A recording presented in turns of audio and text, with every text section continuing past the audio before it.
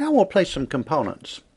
I'm going to start out with a flange and an eccentric reducer and then some fittings going across here. So what I want to do is just scroll down and look for a little symbol for a flange, and here's a flange raised face well neck. That's the type I want. I'll click on there and then I'll notice the prompt. When I click it, it'll either put the end of the flange, the butt weld in there, or it'll put the face first. And I want to put the face in. It looks like it's defaulting to butt weld because face is a right-click option here. Anything in brackets is right-click option. So I want to do the face. I'm going to right-click and say face end. Click, drag to the right, and it'll place it in for me. Also, I have ortho turned on here. If you don't have ortho on, go ahead and turn it on. You can hit F8 on the keyboard if you need to turn that one on.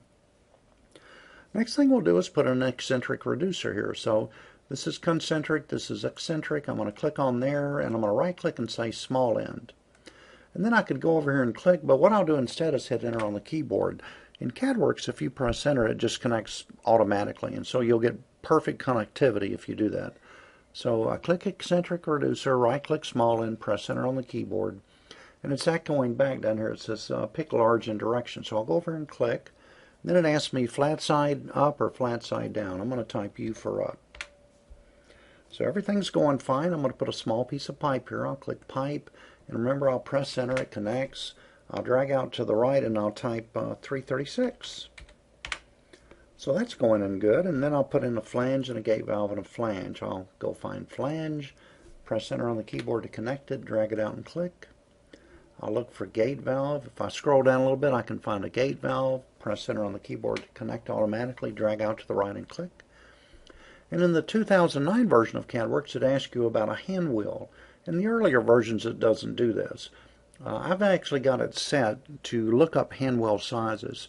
The system out of the box may or may not have this set for you. But what I'll do is I'll type 90 here, and the hand wheel will come toward me. It'll come straight up at 90 degrees. If you're not getting a hand wheel prompt at this point, don't worry about it. There's ways to put these in later. And I did a little setting to make this one appear. So we'll put the valve in. If you get a hand wheel, good. If you don't, that's fine. We'll just keep right on going. What we want to do is do a flange again. I'm going to click on flange, press enter, drag out to the right and click. Then we'll put a T. So I have to scroll up to get that. I'll go up here and get a T. We want to do a straight one. Press enter to connect, drag it out to the right, drag it down. It's asking me first for the main run and then the branch. And then I'll put a piece of pipe on here. I'll click pipe. Remember, if you press enter, it connects. Drag out to the right, I'll type 1800. Now we'll put a piece of pipe in here. I'm going to click pipe, and I'm going to make sure I click right on the end of this T and drag straight down, and I'm going to type 2128. And that's how long that pipe segment's going to be. From there, I'll put it on an elbow. I'll click elbow, press enter to connect, drag down and over to the left. Then I want to place this flange and gate valve and flange again. So what I'm going to do, I'll go up here to modify and just say copy, or I could type CP for copy, and I'll just window that. Press enter to connect it. And I'll get right here on the end of that and click, and then take it straight down to there and click. So that goes in just fine, and Cadworx is great about that. You don't have to redraw things. You can simply copy them if you want to.